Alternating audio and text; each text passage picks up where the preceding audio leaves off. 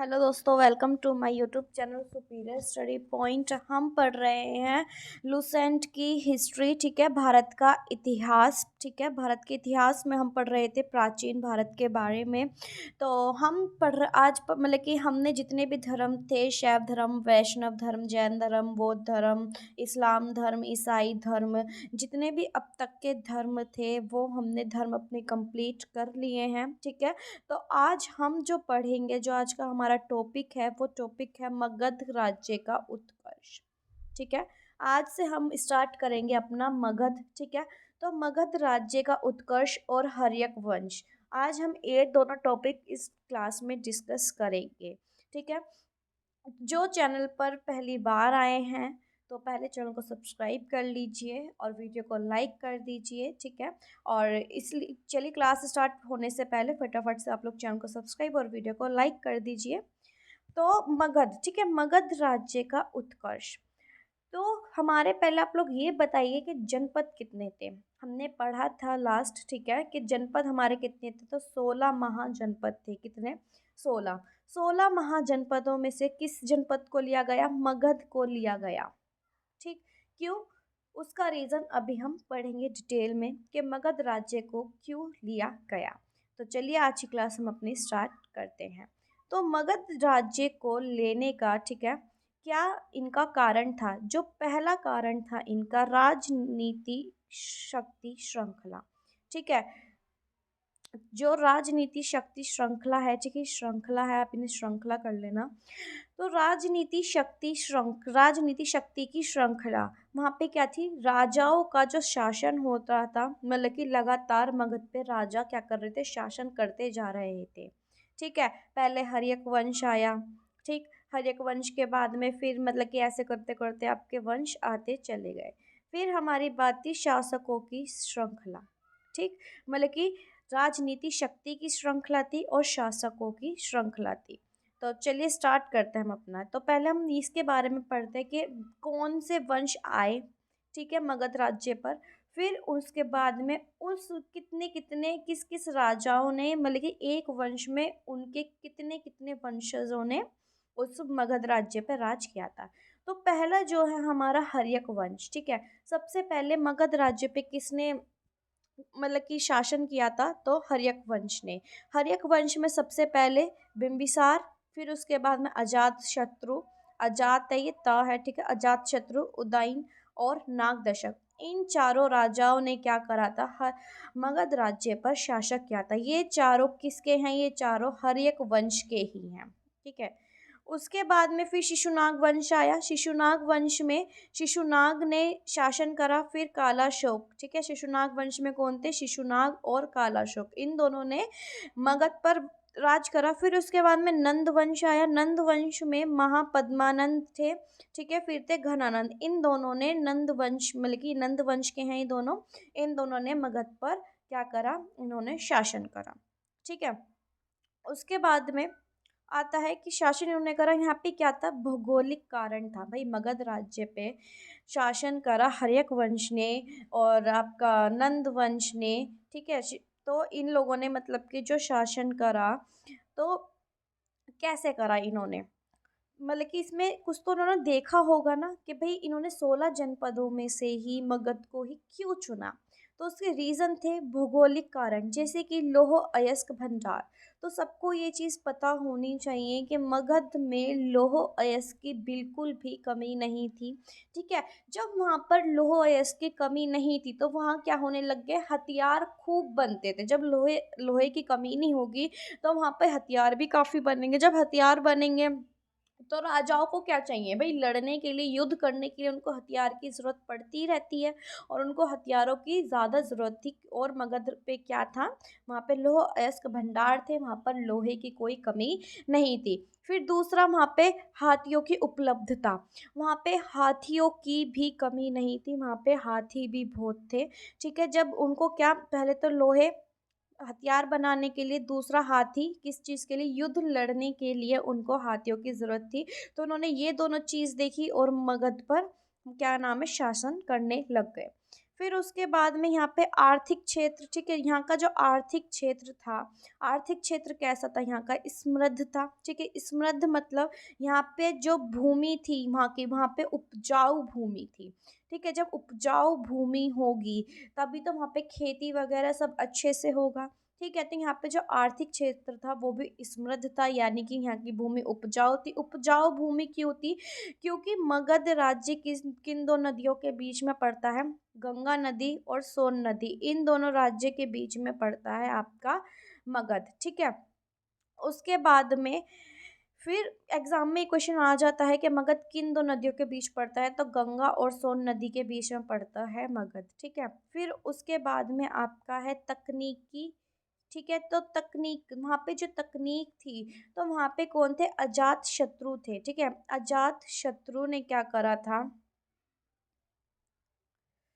जो आपके अजात शत्रु हैं, ठीक है, अजात शत्रु के दो शस्त्र थे, कितने थे, दो शस्त्र थे, कौन सा, एक रथ मूसल था और एक था महाशिलंकटक, ठीक है, मतलब कि शिलांकटक, ठीक है। ये इनके, ये ट है, रा की जगह पे आप टा कर लेना, ठीक है, महाशिलंकटक इनके, और एक रथ मूसल, ये दोनों अजात शत्रु के क्या थे, ये दोनों इनके शस्त्र थे, ठीक है। इन्होंने दो शस्त्र बनाए जिससे क्या हुई, मगध में तकनीकी बढ़ी, ठीक है।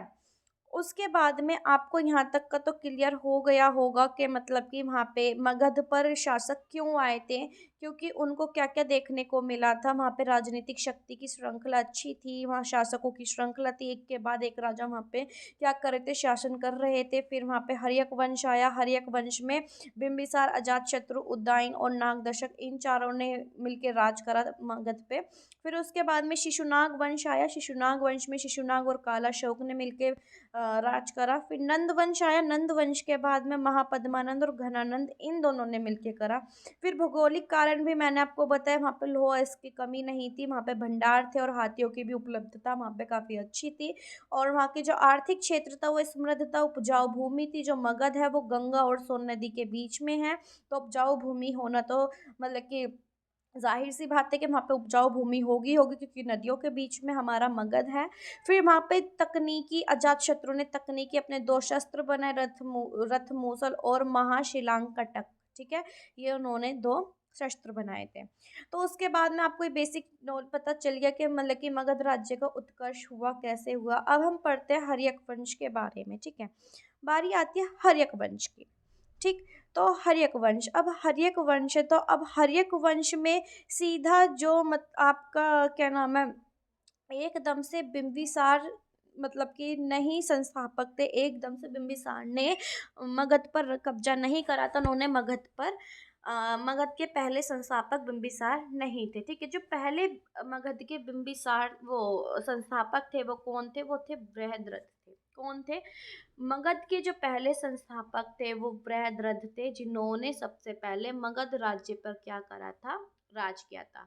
फिर उसके बाद में इसकी दो राजधानी है, ग्रीव्रज और राजगृह। ये ग्रीव्रज और राजगृह, ये राजधानी किस में बनी थी, या जब बिंबिसार ने मगध राज्य को मतलब कि हर्यक वंश के बिंबिसार ने जब मगध पर कब्जा किया था, जब उस पे, ठीक है, तो उन्होंने दो राजधानी बनाई थी बिंबिसार ने, कौन सी, ग्रीव्रज और राजगृह बनाई थी, ठीक है।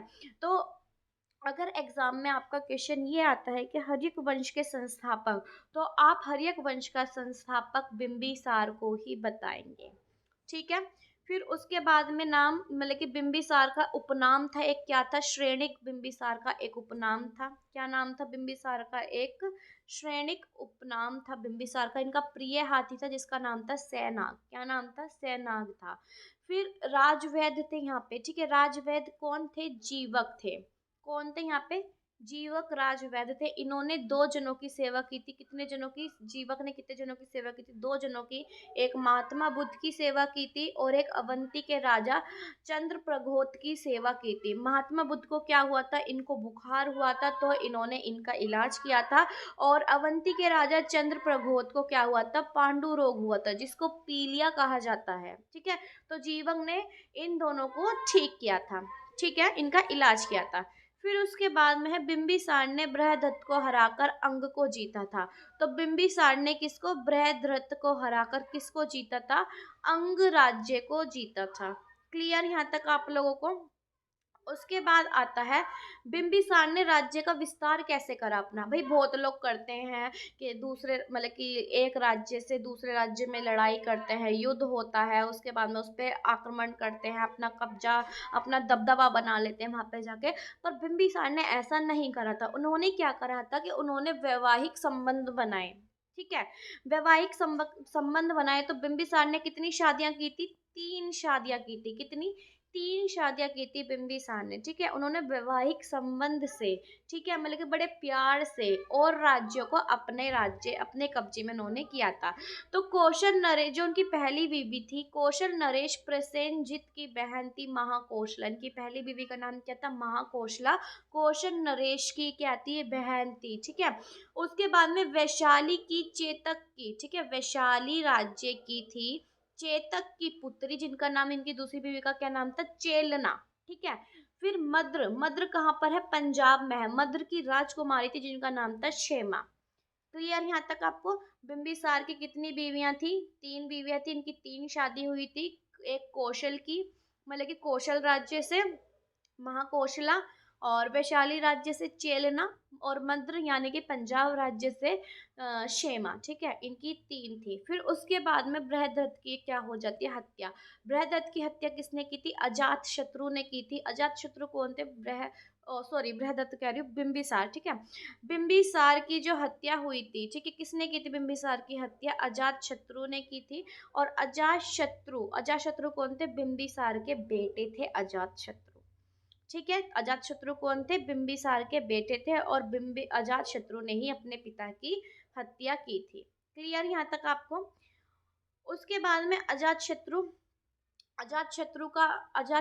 जब बिंबिसार की हत्या कर दी, तो अजात शत्रु क्या बन गए, वहां के राजा बन गए। वो मगध के ऊपर, ठीक है, शासन करने लग गए। तो जो अजात शत्रु थे, इनका भी एक नाम था, इनका भी एक क्या नाम था, कुणिक इनका एक नाम था। इनकी शादी हुई, इनकी पत्नी का क्या नाम रखा, इनकी पत्नी का क्या नाम था, वजीरा इनकी पत्नी का नाम था। अब मैंने आपको बताए थे कि अजात शत्रु ने क्या करा था, तकनीक लाई थी। कैसे, इन्होंने 2 शस्त्र बनाए थे। कौन से, रथ मूसल और महाशिलांकटंक। ठीक है, इन्होंने ये 2 क्या बनाए थे, शस्त्र बनाए थे। फिर इन्होंने धर्म कौन सा अपना रखा था, जात शत्रुओं ने, इन्होंने बौद्ध धर्म अपना रखा था। ठीक है, जो पहली बौद्ध संगति हुई थी वो राजगृह में हुई थी, यानी कि मगध में ही। ठीक है, और इसके अध्यक्ष कौन थे, महाकश्यप इसके अध्यक्ष थे। क्लियर यहाँ तक।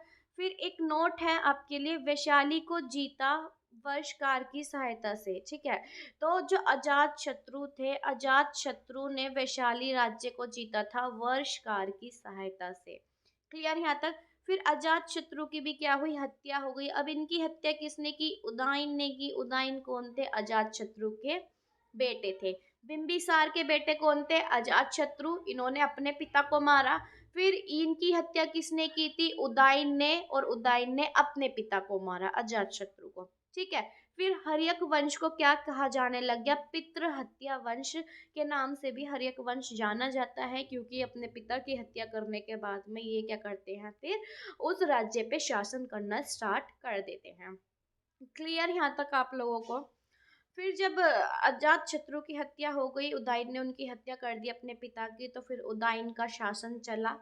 ठीक है, मगध पर। फिर उदयन आए। फिर उदयन ने भाई के कौन से धर्म को उन्होंने मान रखा था, किस धर्म के अनुयायी थे उदयन, ये जैन धर्म के अनुयायी थे। और उदयन के पापा यानी कि इनके पिता कौन, अजात शत्रु, ये कौन से धर्म के थे, इन्हें कौन सा धर्म इन्होंने अपना रखा था, बौद्ध धर्म को इन्होंने अपना रखा था।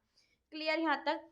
फिर इन्होंने नगर निर्माण किया था भाई, उदयन ने कौन सा, पाटलिपुत्र। ठीक है, इन्होंने नगर निर्माण किया पाटलिपुत्र का, जो कहाँ पर है, गंगा सोन गंडक नदी के किनारे स्थित है।